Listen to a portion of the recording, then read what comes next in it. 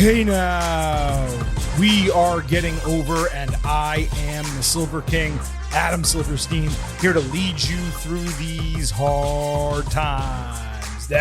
With your 2025 AEW All In Texas Instant Analysis. That's right, the Getting Over Wrestling podcast is back once again, and the Silver King is here with vintage Chris Vanini, joining momentarily to break down everything that happened Saturday into Saturday night at AEW All In Texas. We have an absolute ton to get to on today's show. We also have another instant analysis podcast coming your way tonight on NXT Great American Bash and WWE Saturday night's main event. So I'm literally not wasting any time off the top. I'm simply going to remind you to subscribe to us on YouTube at Getting Overcast and follow us on social media at Getting Overcast on Twitter, at Getting Over on Blue Sky. There, you get episode drops, news, analysis, highlights, and all of that good stuff. You can send in questions and comments for the show, and you can vote in pre- and post-show polls surrounding premium live events and pay-per-views, which we utilize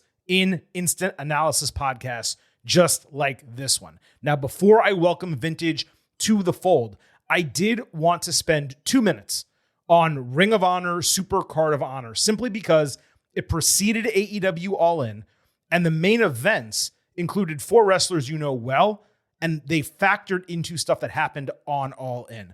I want to say like 8 of the 12 matches on this card were announced 12 hours before the show, something like that. It was crazy. Also, Shuri from Stardom was announced as coming into the company on this show. Another big addition for the women's division, but we'll have to see how she gets used.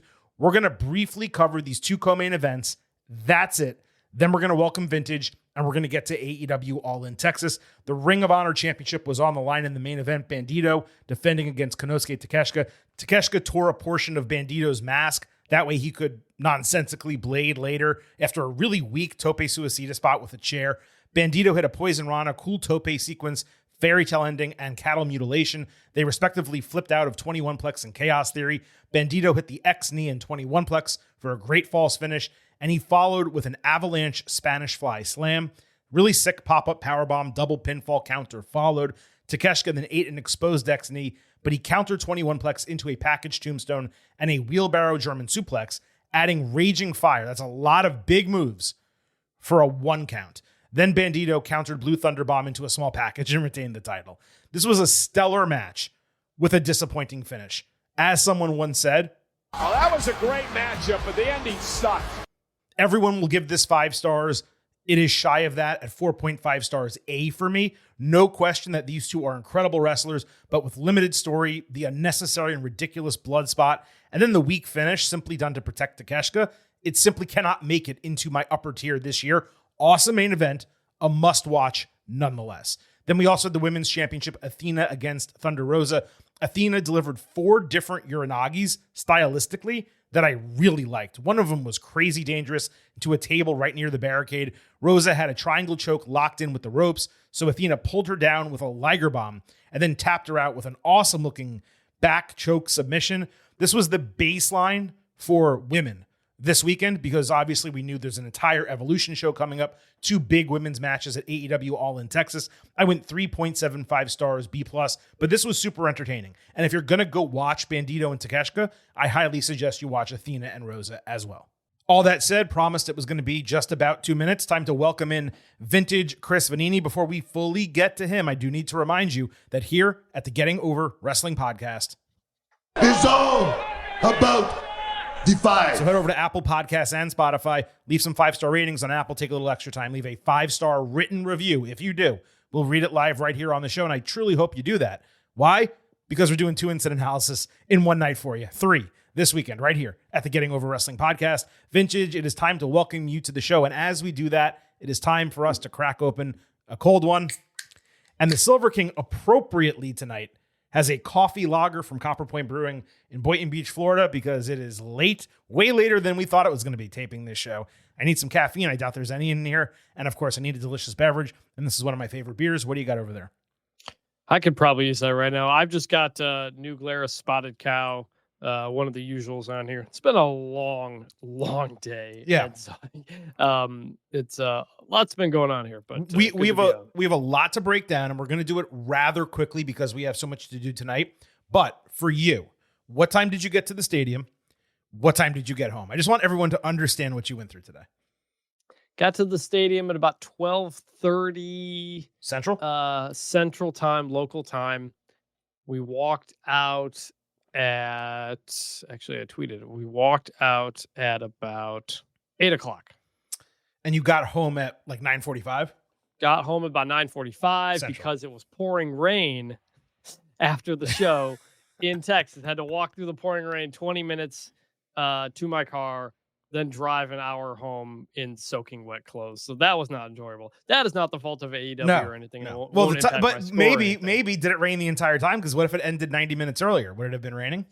No, it actually rained during the show, and it looked like it had cleared. It said it had cleared up by the time the show was over, and then we got outside and it had not cleared up. So fair enough. Did you go to WrestleMania 35?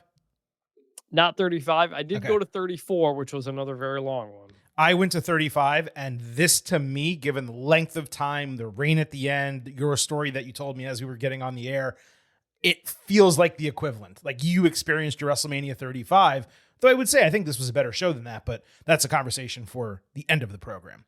Chris, let's move right into the AEW All In Texas Instant Analysis. For those who may be first-time listeners, we're going to break down every single match on the card in the order the Silver King determines, not necessarily the order AEW gave it to us. We're going to tell you what happened in the match, some analysis of what went down, our thoughts and opinions, and I'll give you a match grade as well, just for good measure. So, Chris, normally we would start with the main event, but there was a setup to the main event. That was the Trios Championship match, the Ops against the Death Riders and Gabe Kidd. First, on Collision, I did forget to mention, we'll inject some information from Collision, and I didn't think that it was going to happen on Thursday.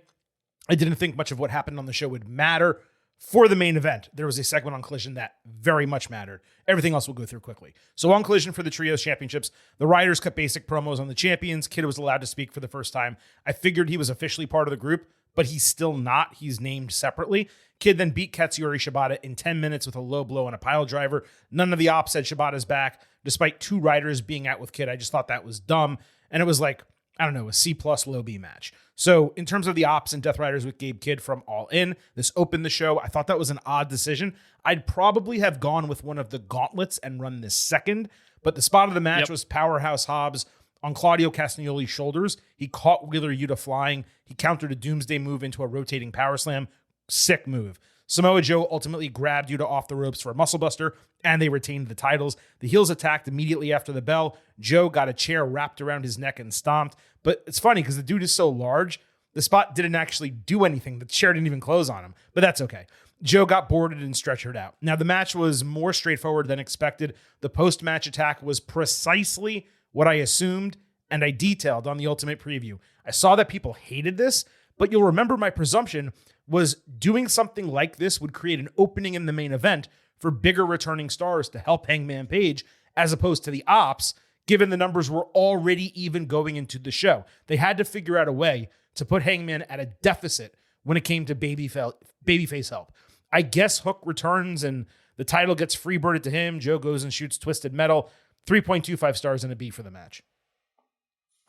This was fine, but for like to your point about opening the show, to this point, we had already gotten 3 tag team or multi-team matches on the show in the pre-show, and then it opened with this, and we'll talk about it next, but the last 3 matches on this card were singles matches. Mm-hmm. Everything else was tag team or multi-man, and so there was like no real pacing. And so opening with Death Riders, not an exciting like thing coming in.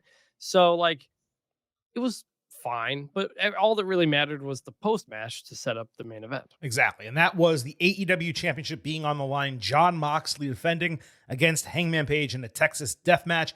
As I mentioned, we got to talk about what happened on Collision. So Page entered Swerve Strickland's locker room. He asked Will Ospreay to leave. Swerve assumed he was going to ask for help. Instead, Hangman took a seat. He said that this match he was going into was a suicide mission. He dropped the chain that he used on him on the ground. He reiterated he had no role in the Young Bucks screwing Swerve. Hangman said he will always hate Swerve for breaking into his house, and Swerve knows he deserved to have his house burned down as retribution, but he needed to know if Strickland has similar regrets. Swerve said he wouldn't have had any regrets before he became champion, but now that he is champion, or had been, champion, he does have regrets. And he promised to avoid Hangman's family at the show and let go of the past. Then Swerve picked up the chain, wrapped it around his fist. This was after Hangman had already left the room. I thought this was a tremendous go-home segment. The problem for me is that it should have happened on Dynamite in front of a much larger audience where they didn't do a quality go-home segment. It was too important to just be shoved on Collision, not airing on its normal date and time, and then not even replayed during the All In pre-show. But it was immensely compelling given their long-term story, and it basically confirmed to viewers not only that Swerve would get involved, but he would use the same chain to take out Mox or others in the Death Riders and help Page toward his championship win. Yes, really good, really important. Page had to do that. They had to have this conversation before anything else could happen. Those dudes put each other through hell, and you have to acknowledge that before the save, not after. Exactly. Mox came out after this incensed at what he saw on the screen. Marina Shafir then said, "Hangman, you ain't no cowboy. You're a pussy. You're a pussy." She was so ridiculously bad. Mox promised to have no regrets after Saturday.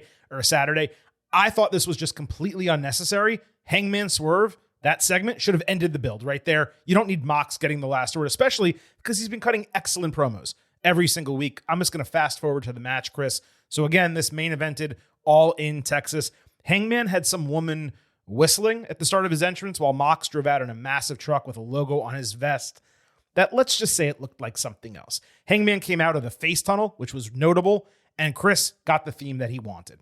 Mox bled immediately after the bell as Hangman literally stabbed him with a fork 10, 15 times, like blood was spurting out of his head. Page bled moments later from barbed wire. Mox introduced glass, worked Hangman with it. His face, dragged his back, did some moves with the chairs. Page recovered with a powerbomb off the ropes through the backs of two chairs and barbed wire aided strikes, including to Wheeler Yuta, who hit him with a chair shot that he completely no-sold. Hangman hit Angel's Wings, then put Shafir through a ringside table off the apron with a Death Valley driver. Claudio and Yuta attacked, and Ospreay finally ran down after like 5 full minutes of interference. Kid came down, murked him with a pile driver. Claudio snapped his neck with a chair stomp. He got stretchered off just like Joe. Hopefully he sells that and he's not on TV for a couple of weeks at a minimum. Mox suplexed Hangman off the apron into 2 barbed wire tables. It might have been off the middle rope. I thought it was off the apron. He continued wearing him down in the ring, then knocked him out with a bulldog choke, but Page raised at 9.5. He did a Death Rider into a chair for another 9.5. When they brought out the plastic bag, Darby Allin appeared on the big screen in a video he taped from the summit of Mount Everest, saying he was coming for Mox. Bryan Danielson slid into the ring in a Blue Panther mask, hit Bazaiku knee on Yuta. Darby then came down from the rafters and hit a coffin drop on the heels. Page hit 2 buckshot lariats and Deadeye through a ringside table, but Shafir dragged Mox to his feet at 9. The Young Bucks slid in for super kicks and an EVP trigger. Mox dragged a bed of nails into the ring for a really weak stomp that did not connect. However, Paradigm Shift fully connected into them for a perfect 9.9 count. I don't think I've ever seen someone stand at 9.9 in that manner. Mox demanded Shafir get the briefcase and unlock it to grab the belt, but when she reached for it, Nana handcuffed her. Swerve appeared with the chain, knocked out the Bucks, gave the chain to Page. Hangman choked Mox over the ropes, hit his buckshot lariat with Mox landing on the nails. Page then choked him with the chain again over the ropes. Mox sold it incredibly well, full-on panic, and he tapped out as Hangman won the AEW championship in a very emotional finish. Page struggled with the briefcase because, of course, anytime a lock is involved, it's always going to be a problem. But he soon lifted and revealed the AEW championship with Justin Roberts holding his announcement until he raised it in the air. Commentary made a great point. You didn't even hear this, Chris. Danielson's plates were still on the title because Mox never wore it. That was really cool. Good job by Excalibur there. Everything from Swerve coming out through the end of the match was perfect. But I will say that AEW's had better death matches and better main events.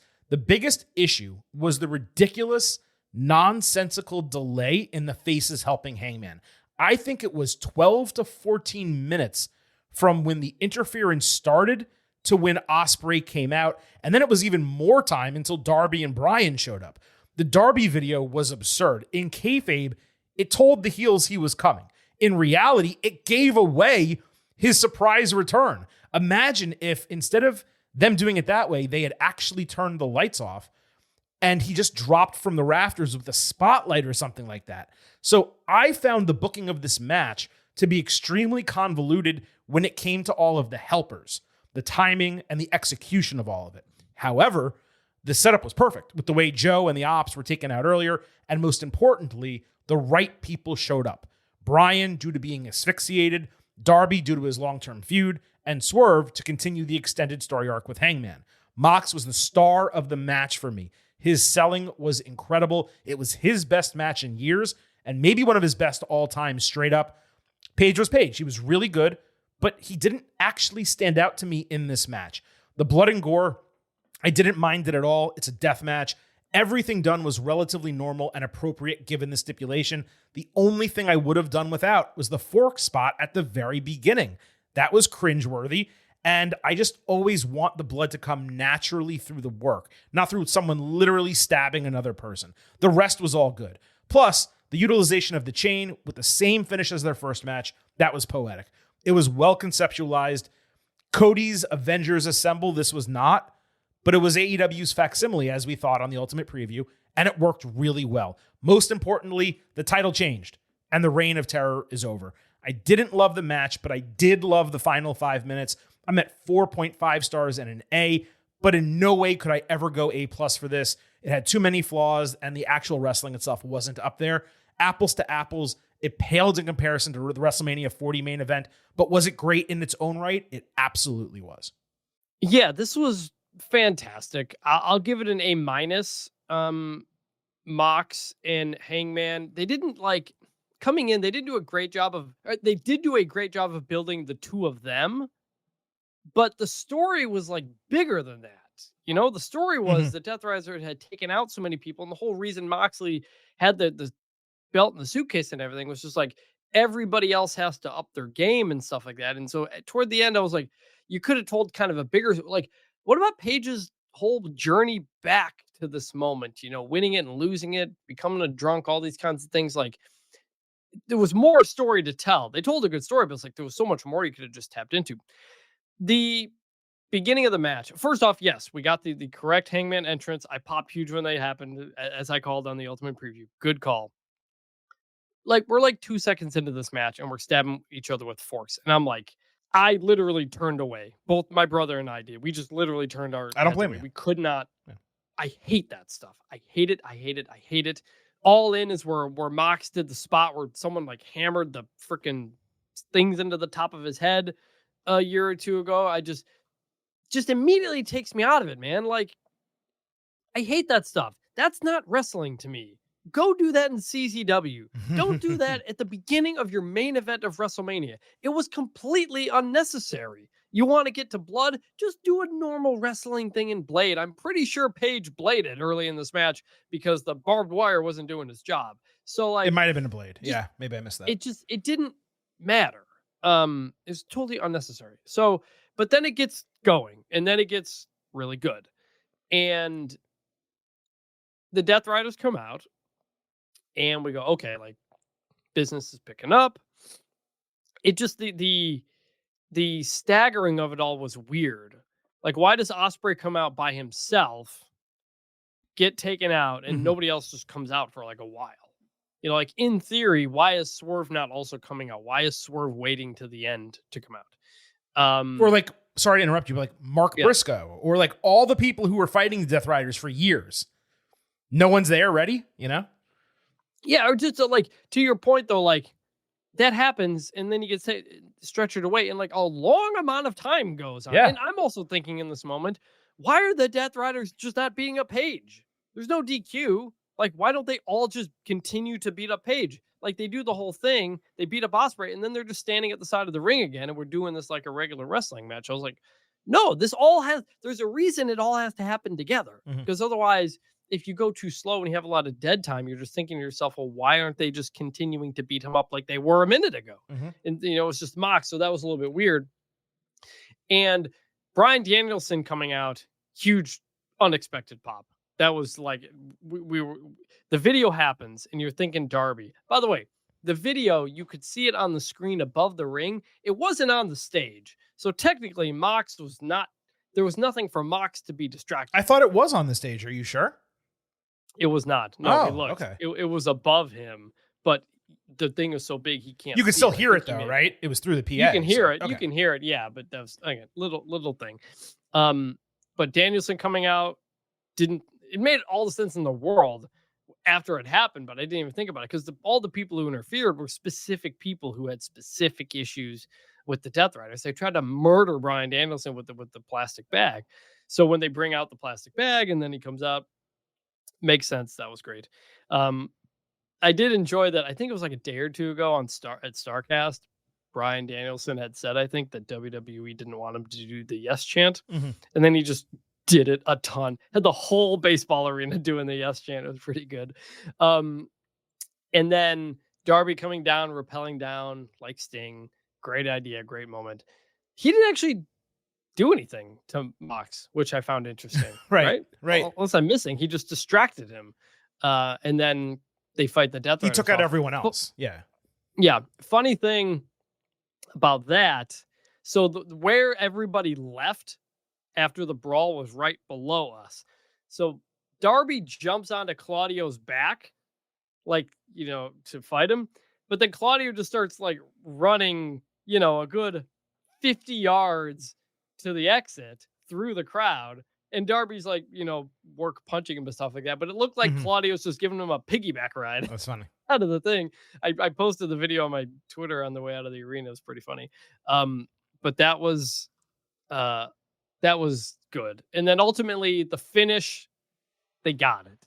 It wasn't the bed of nails that did it or some sick, disgusting thing. It was ultimately Hangman doing a hanging and Mox properly selling how freaked out he was, worried something really bad was going to happen, then pausing to take a moment to think about it, and then realizing he had to tap and let it go. Terrific final moment there. I generally I don't like this kind of style because the 10 counts, it's annoying. It's bogs everything down. It's slow. But a tap out works. Tap out, either be a pin or a tap out. It's all I want the way matches to finish. So that was good. Highlight moment. Good stuff all around. Got a little wonky in there, but they nailed the ending, and that's the most important thing. Let me ask you this, and then we'll move on. So in addition to the delays between the faces coming out to save, which we both agree was really frustrating, as a viewer at home, it seemed to me like I saw the people coming out. So Ospreay, Swerve, yes, I was going to bring this up. Danielson even, but Darby definitely. Maybe Danielson was the one that we saw equally. But like I saw them, but no one in the arena knew they were there until like 30 seconds later when either they put them on the screen or they were able to come into view. Whereas with WWE, and we have to compare it to WrestleMania 40 because it was an identical match finish. I mean, certainly the elements were slightly different, but the style was identical, right? Yes. Here was the problem. Let me just finish what I'm saying. People were running down the ramp. You could see them, and that's a long ramp that WWE has. But you see them coming in. Undertaker, of course, just appeared. But one after another, you got the anticipation of, oh my God, this person is coming and this is about to happen. Here, it's like, oh wow, that's Swerve. Oh wow, that's Ospreay. And I felt like the crowd didn't react the way they really should have, given what those people were doing to help. And the reason why, I actually said this to my brother at the end of the match in the stadium. They didn't have the cues. The cues being someone's music hits. Well, because in wrestling, when someone's music hits, that announces to the world, that's the moment you pop for. At WrestleMania 40, we got John Cena's music. We got the Shield music. We got the Rock's music. We got the Undertaker guard. Each of those is the moment. Yeah. And every single person who came out in this got none of that. And if you didn't see them, you everybody notices at a different time. Right. And so you don't have a collective pop. Because you're focused on the ring. You're not focused on the ramp. You're not, Yes. And I only saw Ospreay at the very end because there wasn't even a spotlight on him coming down. He just like kind of appeared. Oh yeah. He came and was gone in seconds. Yeah. Yeah. And so then that's all happening. I did see Brian run out because he came out right above where we were sitting. So everybody's like, oh, there's a commotion below. You can see him coming in. Same with the Young Bucks. They came the same way. So we saw that. But then the Young Bucks get in the ring and then the rest of the crowd notices them. And there's we're not all reacting at the same time. And you couldn't, play Bryan Danielson's music when he's sneaking in through the back door. Of course. The problem is every single person did that. And so there isn't, other than Ospreay, I guess.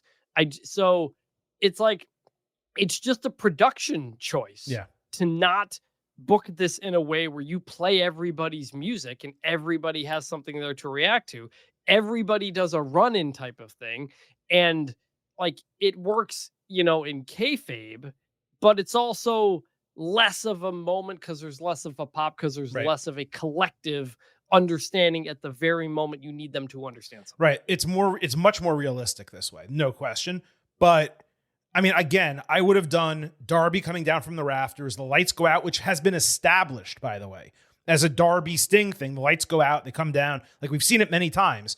You put the spotlight on him, you play the music. That's a moment.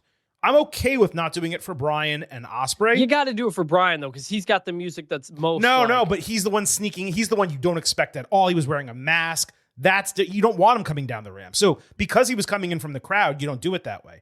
But with someone coming from the rafters, you do it. And then at the end with Swerve, if his music hit, that place would have gone ballistic because that's really what you were building to. It was great that Brian was there. It was great that Darby came back. Swerve was the key. And that's why you want that pop, and they didn't get it. And yeah, you're right. It's production choices. It made it less impactful than it should have been, simply put. Doesn't mean it was bad, but it wasn't as good as it could have been. So no, and that's the value of music. That's the value of entrances. And frankly, I think AEW's got a really good collection. Well, that's the thing. All those guys have good ones. You know what I mean? It's not like WWE where some of them are shitty. Like, those are all good. Yeah.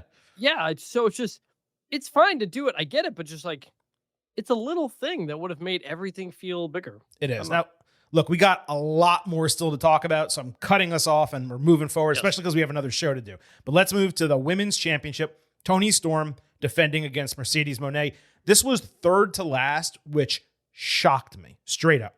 The train of Moné's robe had names of all the women she had defeated. Texas Rangers cheerleaders wore her titles, so she didn't bring any to the ring, but she looked amazing here.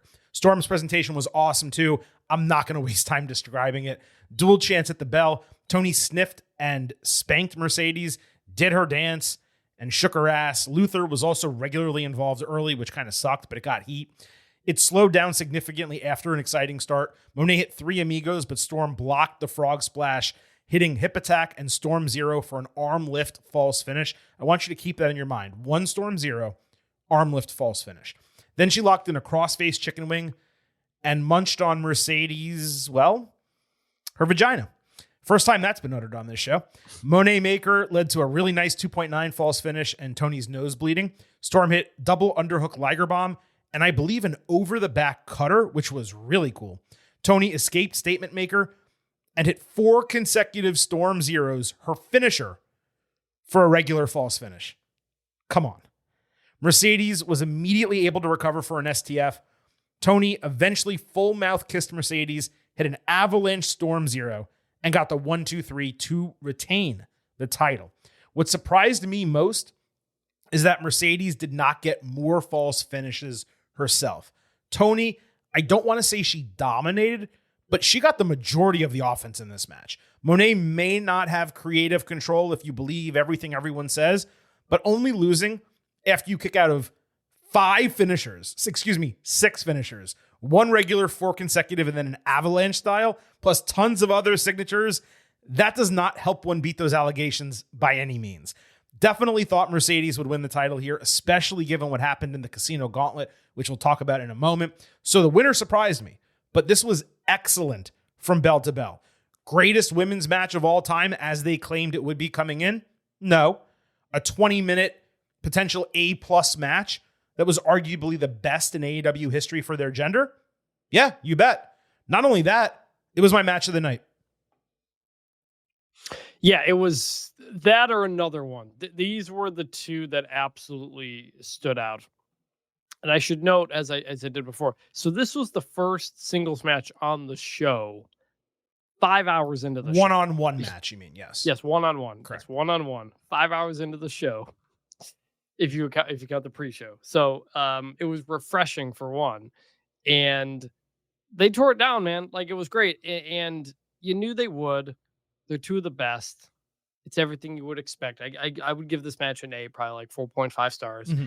And while, like, yes, Mercedes, like, kicked out of a lot of finishers, the final, I think, 4 of them were all pretty close together. It was like 1, 2, 3, kick out, and then pretty soon, then not long after, you get the avalanche, and that's it. It was 4 straight in succession. Was it 4? I thought it was 3. I saw everyone writing 3. I counted 4. Now, maybe I was just so loopy by this point that I added one for good measure. I counted 4. Maybe, let's say it was 3. Let's just make believe it was 3. Sure. She still kicked out of 3 finishers immediately with a easier kick out than the first Storm Zero, where she could barely lift her arm. I mean, you could say though that they were like, because they were in quick succession, it's like eating sliders instead of a cheeseburger. They kind of, I took it as, you should be getting as, if you eat the same amount of meat, you should be getting as full though. Yeah. I took it as her doing that in a response to the 3 Amigos. Like, I took it as like the 3 Amigos Storm Zeros. But that's a finisher. The 3 Amigos isn't. That's a setup. Yeah, but it was like rolling over into a powder, whatever. Still. The other thing I'll say on the show doesn't take away from this match. I think every match had a pile driver in it. Like, that is the new Canadian Destroyer. Yeah. Where they're all over the place. Pile drivers left and right, where they don't mean anything anymore. So again, we gotta be careful on who could do pile drivers and whatnot, because it was a lot. But these two were great. Tony was the winner I picked. Made sense, I think, because Mercedes has the TBS belt and a million other things going on. Mm-hmm. Good stuff. I said A+. I just want to clarify. I'm borderline on this. I don't know what my grade is. I'm between 4.5 and 4.75. So A+. But for me, it was the match of the night. My question is, we're going to talk about more, but was this your match of the night? Or are you saying it was 50-50 with something else? 50-50. I'm probably going to go with something else. Okay. When I think back about what I was most up for, it was a different match. Okay, let's keep going.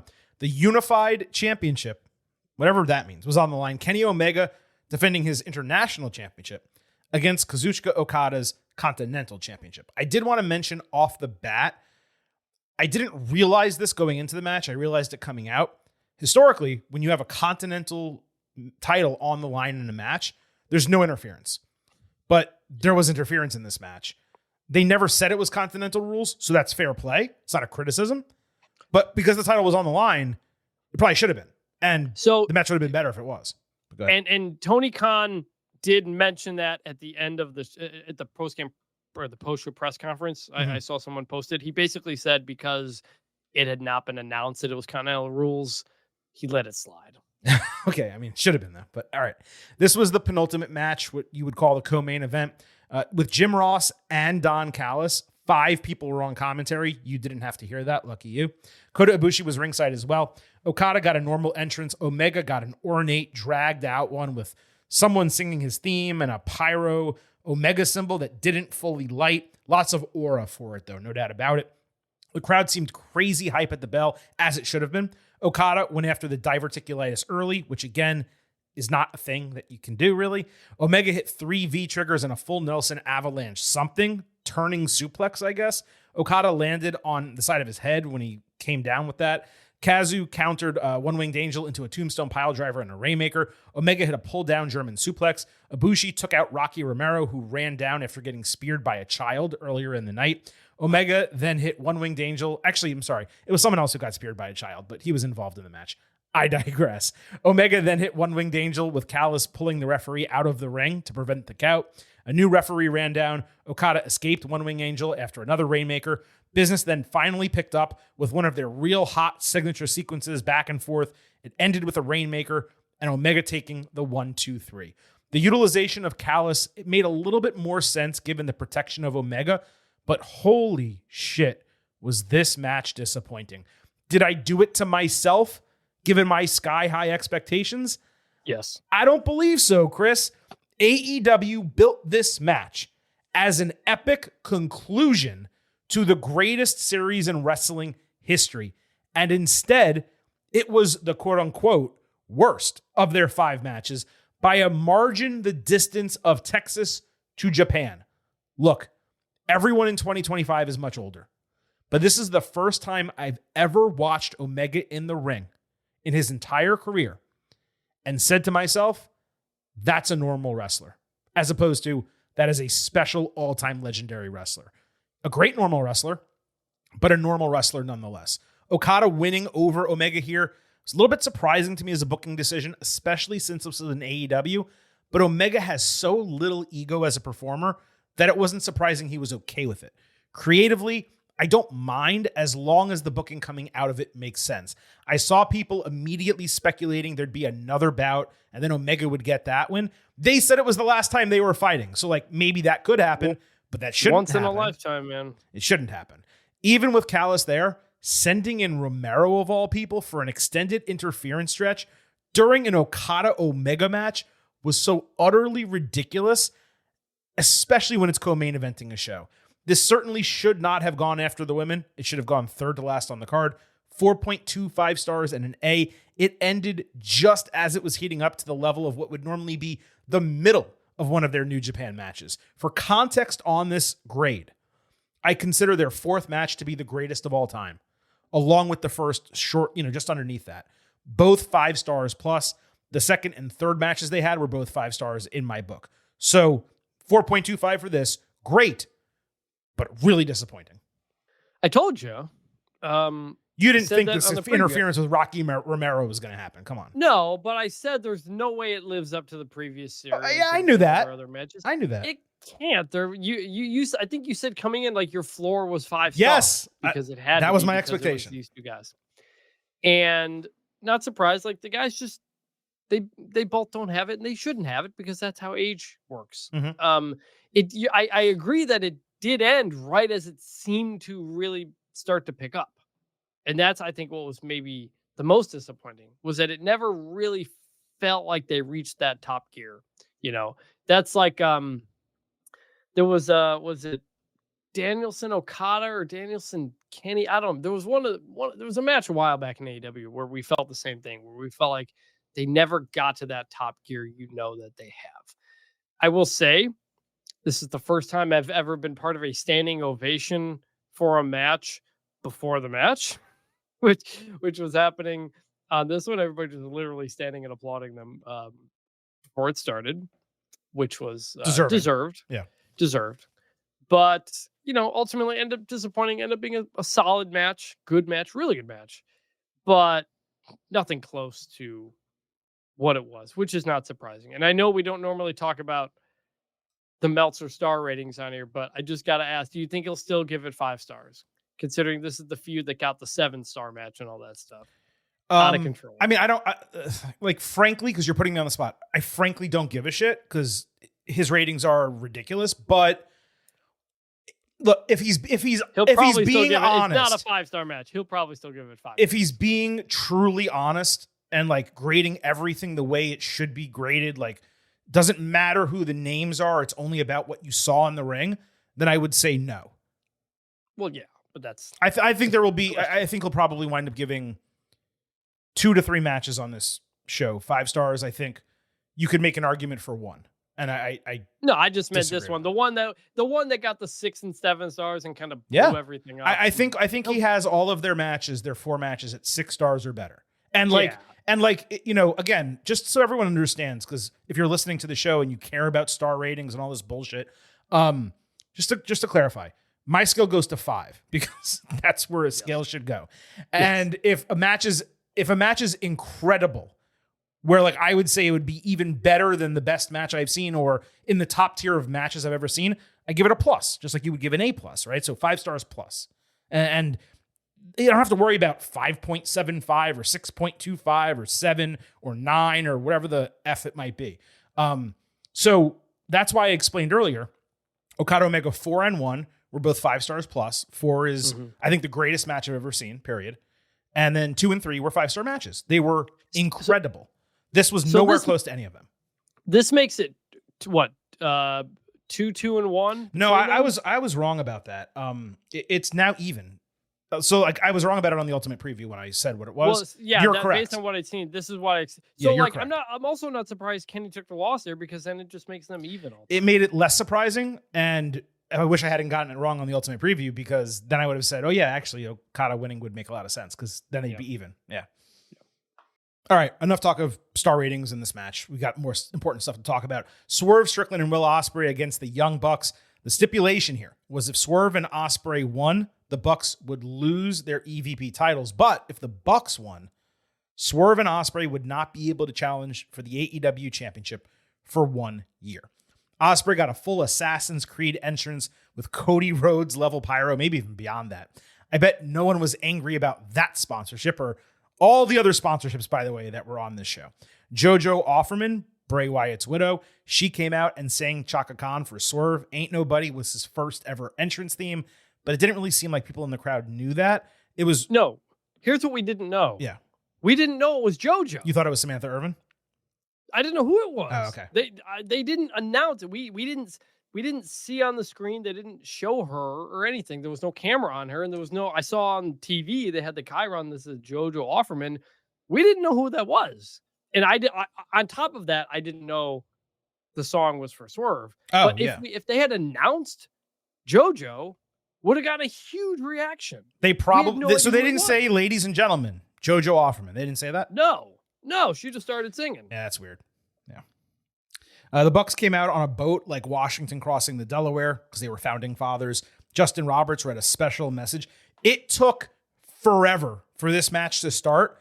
I truly hope fans used it as a bathroom break, but I got to tell you, this came off another match. I want to say the men's gauntlet that was like slow and plodding and boring.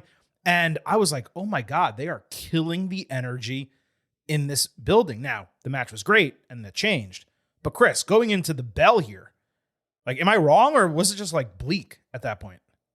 Yeah, you texted me and I said, it's kind of boring. It's boring. Yeah. Because the way they booked the card was all the best stuff is at the end. And so you're 3-4 hours into the show with nothing really happening that's like a big deal, and nothing that like lit the world on fire. So you get halfway through the show, you haven't seen anything that was all that important or big. It's just a lot of like, and then you have the song, you didn't know what was going on there. Mm-hmm. And yeah.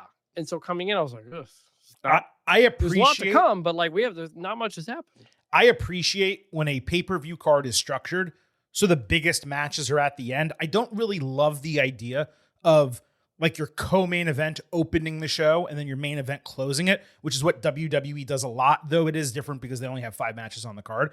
But they definitely should have started the show with a much better match than the trios. And had they done that, I think everything would have flowed a little bit better. But that Bucks entrance, I mean, I got it, and it was like smart in theory. It took so long. It was so low energy, and it was just a horrible decision at the end of the day, as was the limo, as was a lot of stuff with this. Anyway, let's get to the match. The faces did stereo sky twisters from the same corner a bit into it. The Bucks did the double stomp springboard powerbomb spot. It was a boring start besides those moves. Then Ospreay countered an attempted buckshot lariat, leading to a wild sequence of super kicks and counters. It ended with stereo Canadian destroyers being no-sold simultaneously into House Call and Hidden Blade. The faces then did stereo sunset flips into Styles clashes. They combined for a swerve stomp into Stormbreaker, but despite the faces delivering the move, Ospreay rolled outside, and the Bucks broke the fall, which did not make a shred of sense. Prince Nana got super kicked. The Bucks blatantly cheated with the ropes.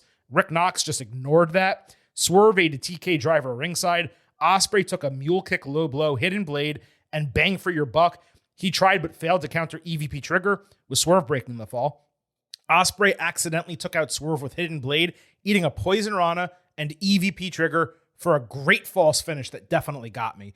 TK Driver was another false finish. Swerve protected Ospreay while he was taking super kicks one after another. This was a callback to what happened previously.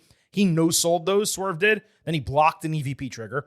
Ospreay took out one of the Bucks with Hidden Blade, and they combined for a backslide Styles Clash and Swerve Stomp Tombstone for a false finish.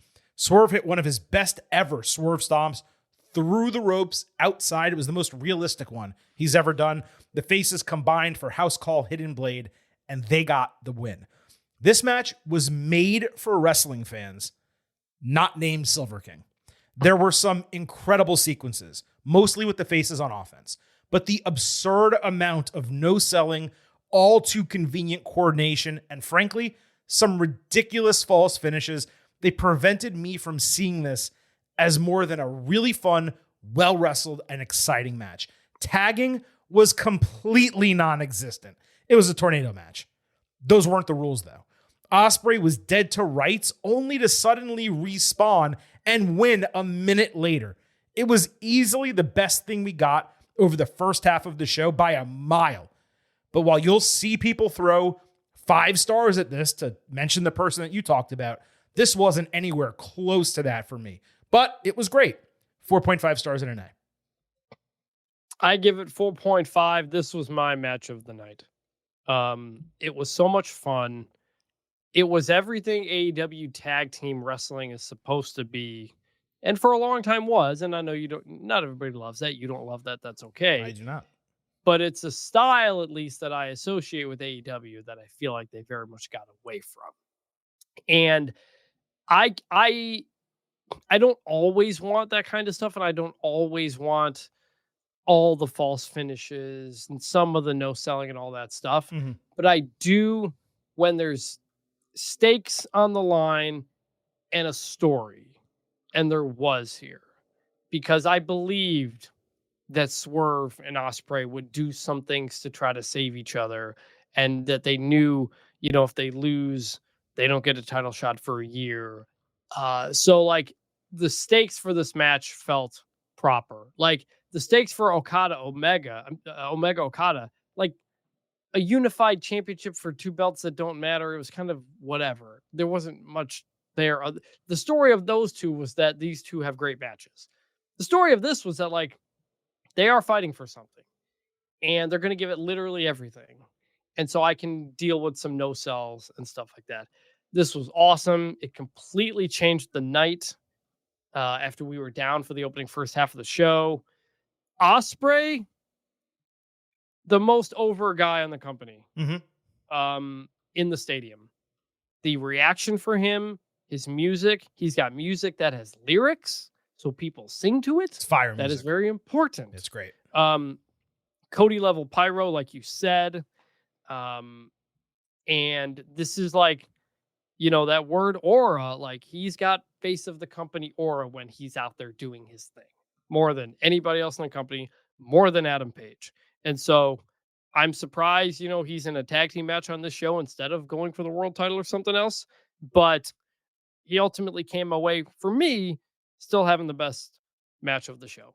Yeah, Ospreay is definitely special, and there's no question the crowd just loves him and reacts to him in a different manner than other people, especially considering when it comes to AEW, he hasn't actually won that much. I mean, he did win the international championship, I want to say, but they've kept him away from the world championship, which is why I mentioned on the Ultimate Preview, I thought there was more storyline intrigue in the Bucks winning this match, and I kind of wish they did, but that did not make this a wrong decision.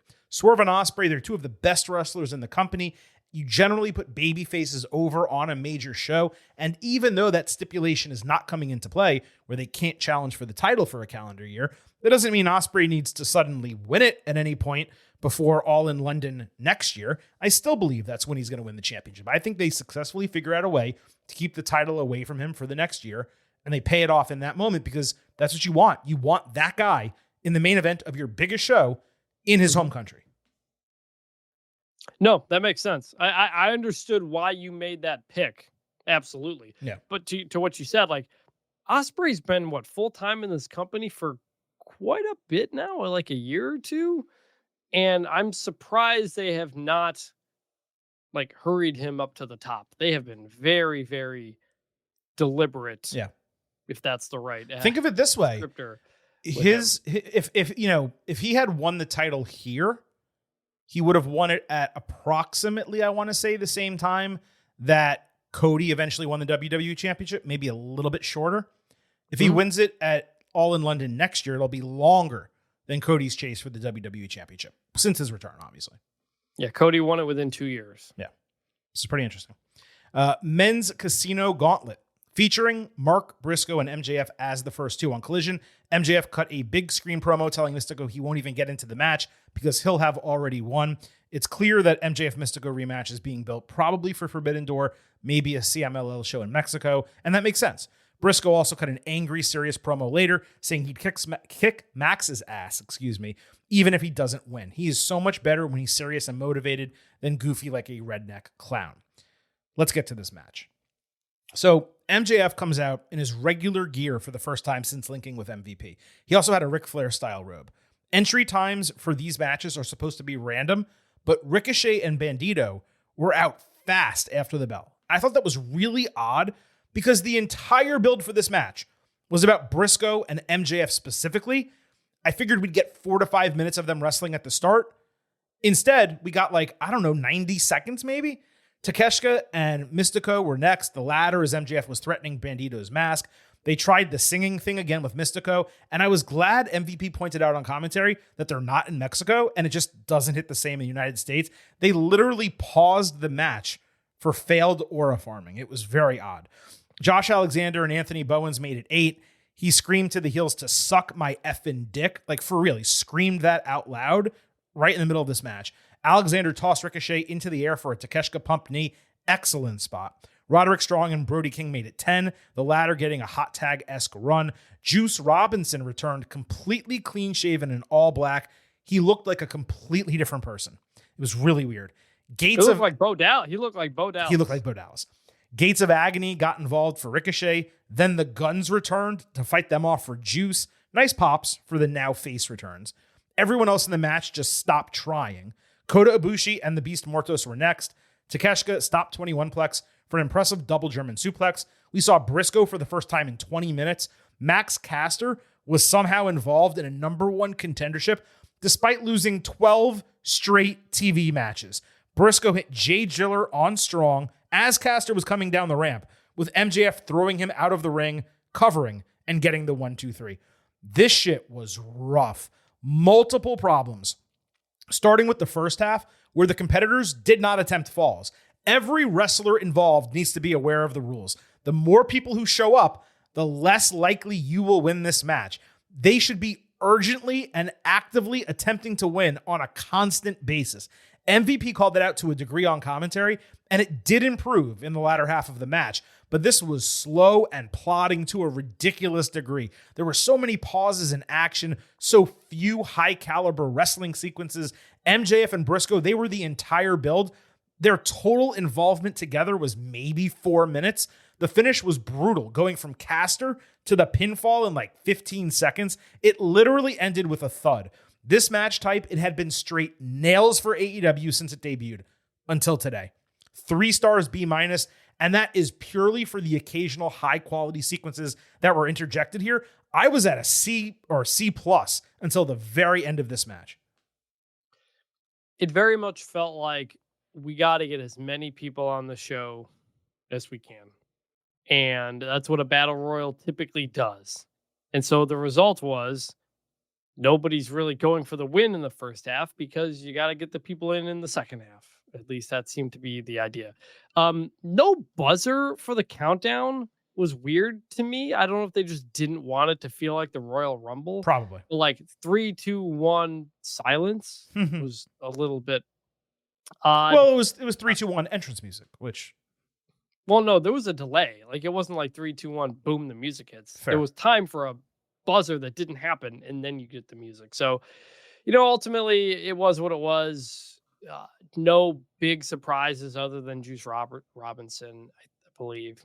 We had both hoped Jay White would be back. It didn't happen, but we knew if they didn't, it'd be one of the 2 guys in the opening, which it was, and MJF. Made sense. Was your take on the match similar to mine in terms of how boring it was? I know you don't really grade matches the same way, but like, are you on the same wavelength as me or no? Yeah, it got boring, especially because like toward the end, it was like a long period of time where nobody else was coming out, and we're like, I guess that's it. Right. You know, like and then another one popped up. We're like, oh, this might be somebody big, and it's Max freaking Caster. Right. Doing his shtick too. And so we thought, oh, Caster's going to come out immediately, take a hit, and be pinned, and that's the match. That didn't happen either. It kept going. So I was like, the finish is supposed to be like abrupt and surprising, and instead we just wanted it to end. It literally, like, you're right. It should be abrupt and surprising. Instead, it was like, here's a distraction, and you're looking at this guy. Oh, by the way, we're doing the finish over here. And MJF's just throwing a dude out of the ring. Like, it was really, really rough. That was probably the most disappointing match of the entire night, I would say. What about you? Disappointing, I would say Omega Okada, just because the expectations were a lot higher. I think this was more disappointing because every Casino Gauntlet match had been a banger, and this one just paled in comparison to that. But Omega Okada was still really good. It just wasn't incredible. So that's the difference for me. Let's go to the women's Casino Gauntlet. That featured Chris Statlander and Megan Bayne as the first two, also for a number one contendership for the AEW women's title. Oh, we got two big meaty men bumping me tonight. This was the mid-show match. Zero reaction that I could tell to the hosses sizing each other up. Stat hit an F5 early, didn't even go for a cover. This goes back to what I was just talking about. Willow Nightingale and Ty Mello were next out. Anna Jay and Penelope Ford were both ringside, which was completely nonsensical because it's a gauntlet. They should have been backstage waiting for their turns. Harley Cameron returned in a face mask. They all ran backstage. Tekla, Julia Hart with Sky Blue, again nonsensically. Queen Aminata, Mina Shirakawa, and Athena made it 10. Mina got a submission on Blue, but she wasn't in the match, so it didn't count. Athena had a great hot tag-like run. Thunder Rosa, Shuri making her debut. Alex Windsor making her debut with a Def Rebel entrance. They made it 13. There were multiple spots where Tekla and Hart did similar moves. Athena took an apron Death Valley driver from Willow onto the top of her head. I yelped. Scary. Probably the scariest moment of the entire show. Windsor powerbombed Bayne off the apron into nearly every other woman outside. Mina had an extended sequence with Thunder before Athena flew in while they were fighting, hitting the O-face and getting the sudden victory.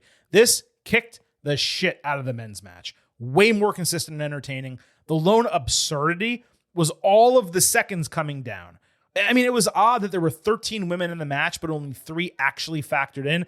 The other 10 took shrapnel from a single powerbomb ringside and just were done. I still liked it a lot. Athena and Shirakawa, they stood out individually. I was glad they were heavily involved in the finish. Athena is definitely the most interesting winner, given she's held the ROH title for nearly 1,000 days and she's working on this gimmick of forever champion. It's quite possible she crosses that threshold, then drops that title on the next major ROH show, then goes after the AEW championship, and she would have been a great challenger regardless of whether Storm or Monet left as the women's champion. Chris, I just thought this was a straight up banger match from start to finish. I went 4 stars, A-. It was a better second half. The problem was, like, you know, the first couple of minutes, there's more people who are not in the match than are in the match that are like involved. Sky Blue, like, did more than like several people in the match. Yeah. Like, can you not just have her come out and be in the match later? Like, it was such a weird booking decision that certain people are just not in and others are. Like, she did more in the match than Ty Mello, who was actually in it. Sorry. Yeah, so that was weird. But the finish for Athena to win out of nowhere, great camera shot on that. From what I saw, like one of those really out of nowheres. And she's awesome, and she's local. She's from the Dallas area. I think she owns a indie wrestling company the area as well. Yep. So, in hindsight, definitely should have thought about that more. I just didn't, because she's their ROH champion. Yeah. I didn't think she was going to be in the match, honestly. That's just me. You didn't think she would? I figured she would, just because of the local ties and everything. But I didn't think about her winning because she's ROH champ and has been doing that for a very long time. And that's kind of the gimmick. So, nice surprise. I think it's a good choice. Hopefully this means she's coming to AEW for reals and like will be on TV and part of the deal, because It's a big thing. Now I know she kind of runs that company, so she kind of has two jobs, but she's awesome, and I'm glad she got this moment. Yeah, that's minor comparatively. It's not taking up enough of her time where she can't be on the main roster for AEW. That's not an issue. I want your take on this as someone who was there. If I was AEW, I would never run these again at All In. I would book one each for the men and women at different tentpole shows over the course of the year. For example, a women's casino gauntlet at Full Gear and a men's casino gauntlet at Double or Nothing. Space it out, spread the love. For All In, focus on your major matches and feuds and build more storylines for the show. 2 of them was way too much, but I really wouldn't do either. What do you think? Maybe I for one of these should have opened the show. It's ridiculous that it didn't. Yeah. I think that was also part of it. And just I don't know how long they actually went, but just have them end quicker. Just for time's sake. So the men's went 35 minutes, the women went 27 minutes. That's what I have. Just make them 20 minutes. You know, like that's true. It was too many people. Also, yeah, that was another issue. Everybody onto this. That I think that was the bigger problem. They really tried to force the issue, and that did make it problematic. All right, tag team championship was on the line. Hurt Syndicate defending against Jet Speed and Christian Cage and Nick Wayne. FTR won on the pre-show. We'll talk about that in a moment. And they joined commentary for the match. West Side Gun and someone named Smoke Dizza came out. Dizza, yeah, and I know West Side Gun. I don't know Smoke Dizza. They came out with the champions who entered before the challengers. They rapped the entire entrance theme, but they didn't use an instrumental track. So it sounded like absolute shit. And then MVP rapped. No words for that. That's what I was like, I think that's MVP rapping. I couldn't quite tell. That makes sense. It was indeed MVP rapping, I promise you. So where was I? Okay, Knight took a pop-up header into the steel steps ringside. Shelton Benjamin did a huge release German suplex over the ropes with Mike Bailey landing on the other challengers. That was the spot of the match. Benjamin straight up dominated, by the way. Jet Speed hit stereo moonsault inside and outside. Wayne's World landed on the ring apron, which was disgusting.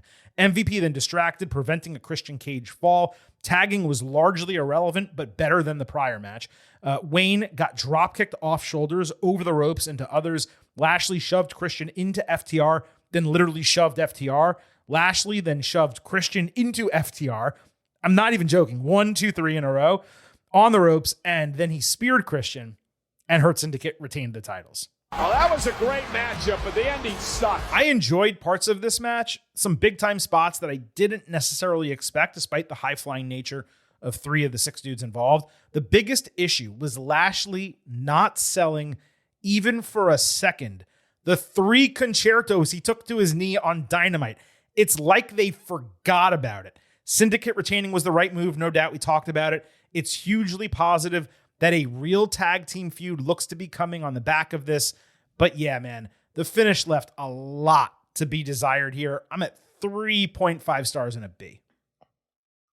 Yeah, it ended up being a little bit better than I expected, but the right result, the ones we expected. So it was good. FTR confronted Patriarchy after the bell, which made me think Adam Copeland returning was going to happen.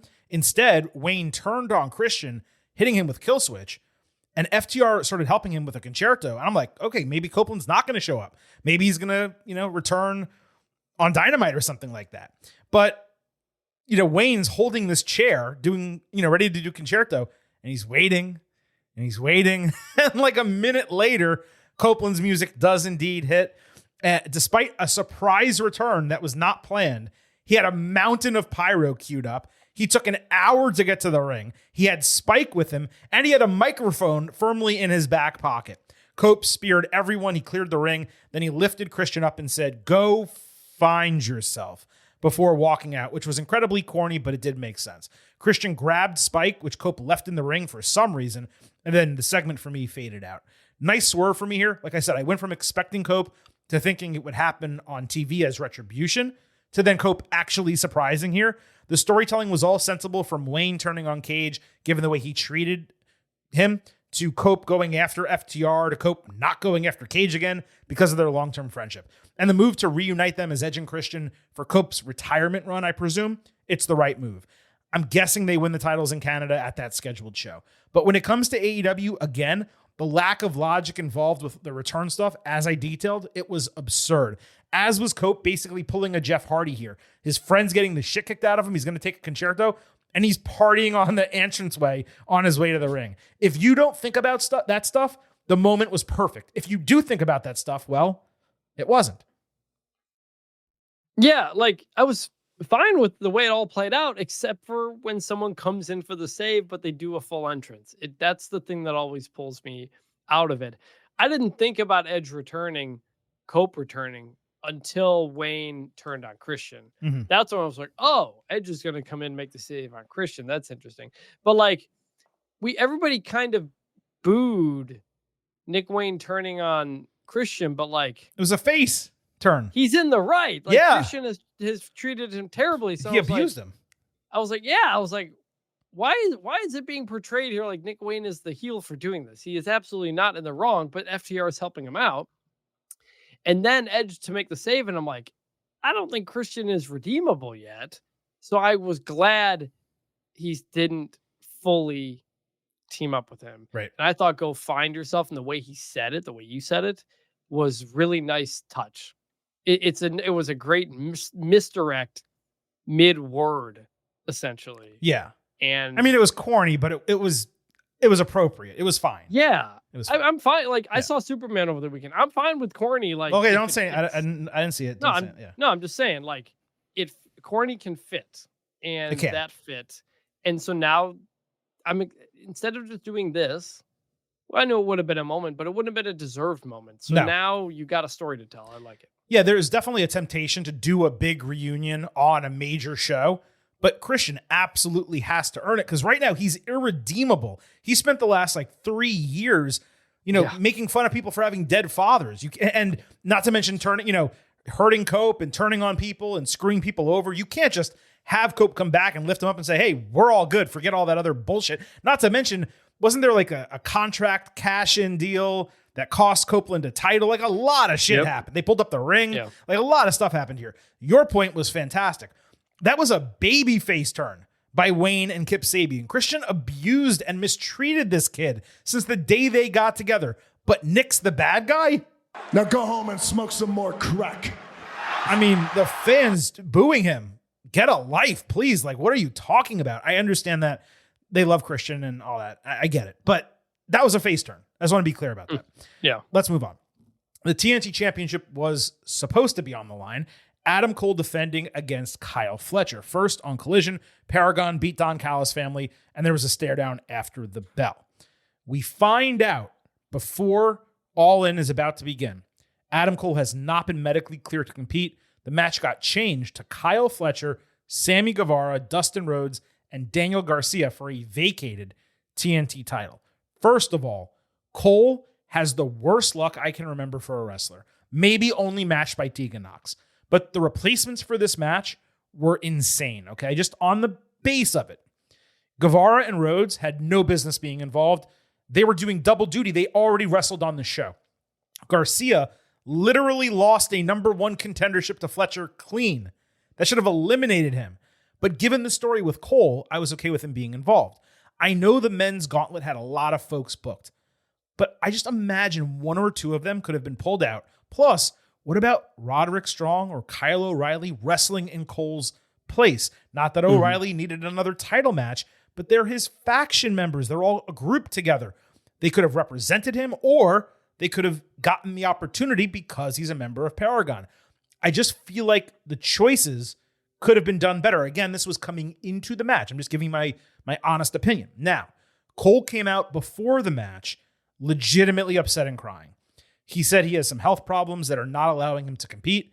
And while he doesn't want to talk about retirement, he wanted to speak to the fans in case it was his last time out as an active wrestler. Cole basically said, we're the best wrestler he put over AEW. I'll allow it this time. But he thanked the fans for changing his life.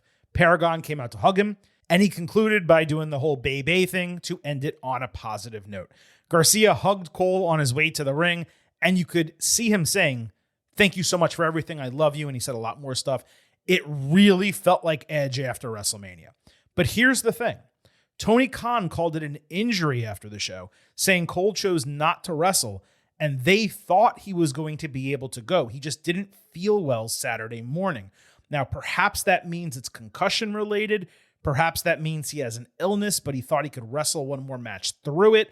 I'm not sure exactly, okay? When this first started, the way Cole was speaking, I thought a blood test came back, or like he got a really bad diagnosis in a certain type of way. I'm not going to, specify because I'm speculating, obviously. But then the way Tony spoke about it, it seemed like it wasn't a retirement type of situation. So I don't really know what to think, but it doesn't really matter. It's his private business. Best wishes to Adam Cole. This was a pretty emotional situation before this match, Chris. Yeah, I mean, he was obviously breaking down, and it was really sad to be there and watch it. And based on the comments afterward, we don't know, but it sounded concussion-y based on what Tony Khan was saying. And obviously Adam Cole has that in his history. And the more you have, the more likely you are to get them. And then you eventually have to step away. Right.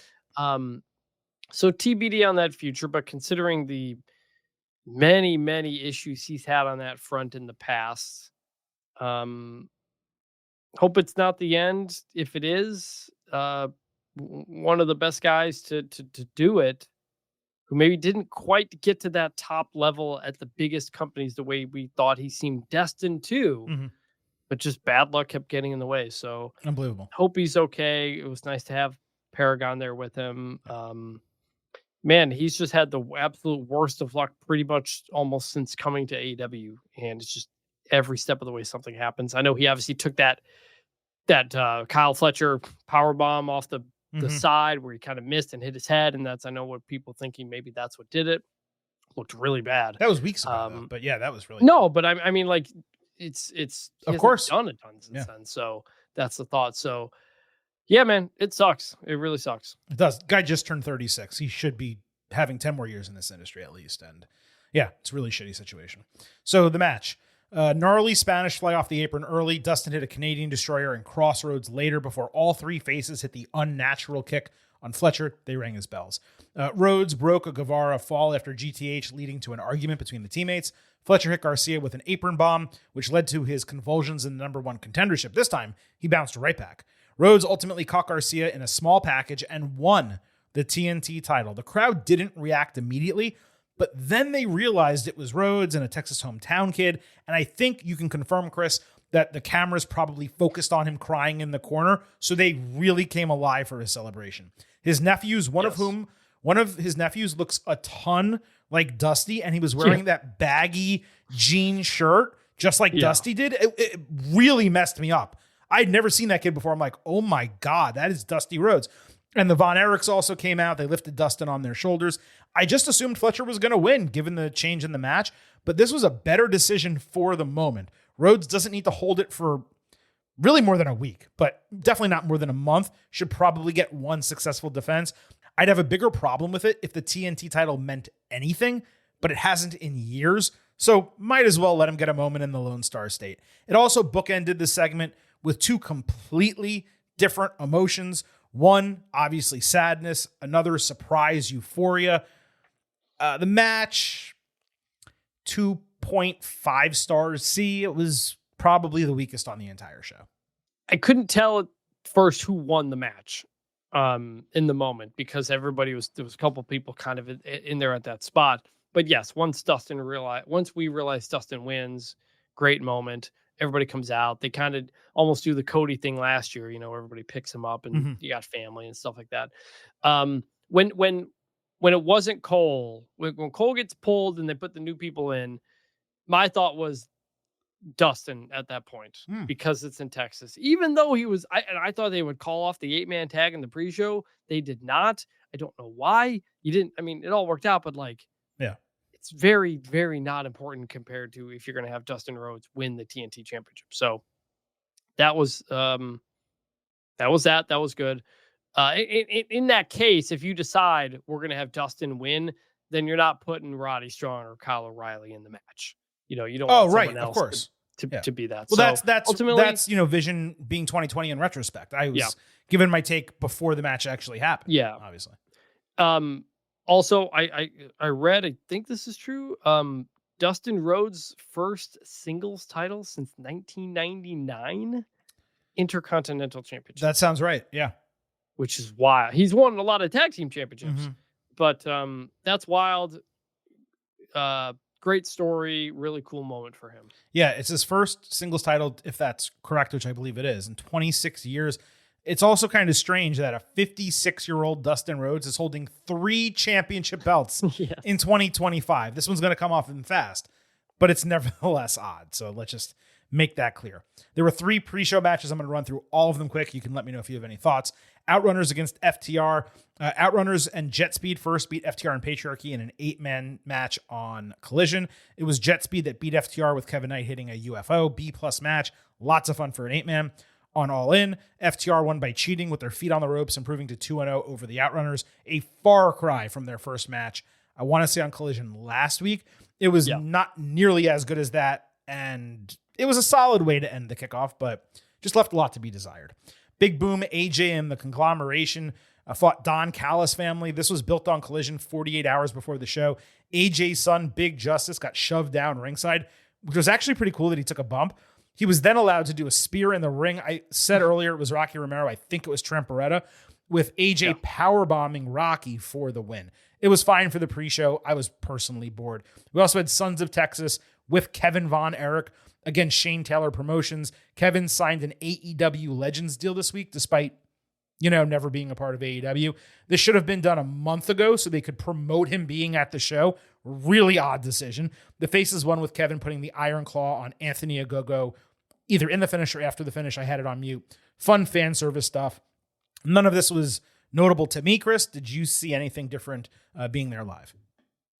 I thought FTR Outrunners was awesome. Oh, okay. It wasn't as good as obviously the previous match. Sure. Or the one on Collision, but I thought this was really good.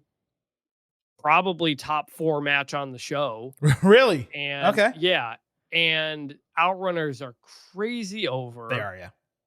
And they're not just a gimmick. Like, they can go, both of them. And they are a team. I know there was a period a while back where people thought the gimmick had kind of run out, but now it's kind of gaining steam again. But like, do not overlook that they can work. Well, hold on. The gimmick was running out because AEW stopped booking them well. Yeah, I know. So well, that's why. Like, yeah. Those guys. It's like what I say with LA Knight. They should be cutting a promo every single time they are there for television. Or a segment, vignette, something. Yeah. Like they're so funny and cool. And I watched a bunch of the old bits with them the night before with my brother, and like when they do the handshake elbow, the whole stadium going, "You son of a bitch," and they do the elbow. Like, it's a great gimmick. They have so much good stuff. I think they're great. And then the Big Boom Rizzler stuff, like it's just pre-show fodder, and it was fun, and I enjoyed it. No, that's all totally fine. So that wraps up our full AEW All In Texas instant analysis, a breakdown of every single match. We give you analysis, grades, all of our opinions. It is time to wrap up the show, Chris, with our grade segment. First, we'll go over our pre-show grades. The Silver King came in at a 94 out of 100 in A. Vintage, I believe, correct me if I'm wrong, you're at a 93 out of 100, also an A. No, we were both a 94, exactly. Oh, okay. We were both 94? Yeah. I thought I was higher. Yep. I thought I was higher than you coming in. Okay. Glad you corrected me. And our listeners, our Getting Overheads, got to vote on Twitter, again, at Getting Overcast. 59% in the A range, 14% B+ to B, 18% B- to C+, 10% C or lower, which I thought was pretty surprising. But that averaged out to a 90 out of 100 in A-. As always, Chris, when we preview the shows and when we wrap them up, you get the opportunity to go first. You were there in attendance, so perhaps a different vantage point than myself and the listeners. But what was your final grade for AEW All In Texas? A-, 91 out of 100. The main event delivered. Some of the other stuff delivered. It was just way too long. Like, not everything needed. There was a lot of times I just started scrolling on my phone because I needed to look at something else with my eyes, over that period of time. Yeah. Still a great show. The main event delivered. We got stuff that mattered, important stuff. Just, find a way to cut an hour off of the show, and I'm good. But other than that, great show. One last thing I forgot to mention about the Outrunners, their tights, they were designed like Newport cigarettes. Oh, is that what that was? I thought they looked That's cool. They were white and green. I couldn't put that together. Okay. Yeah, it's the Newport cigarette box. That's cool. Nice callback or reference there. Yeah, for sure. Look, I mean, you kind of nailed it. The show going 6 hours, the main card, was an effing joke. Okay? 8 hours, by the way, including the kickoff. Now, AEW had every right to do it. WWE, they put Saturday night's main event against them, and you can say Great American Bash. That was kind of irrelevant, okay? But they had that show going on at 8 o'clock, and clearly AEW said, we're going to cut into that time if they think that they're going to try to counter-program us. They ran this show 6 hours. They took the first hour of Saturday night's main event, which I don't care. It was their right to do it.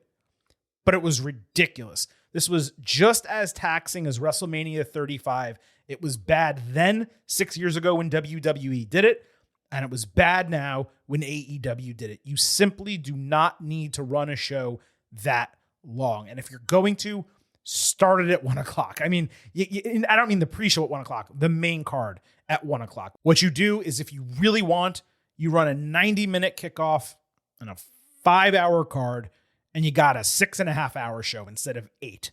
That final 90 minutes dragged, and this was still in the early evening by the time it ended. But that's just the timing of the show.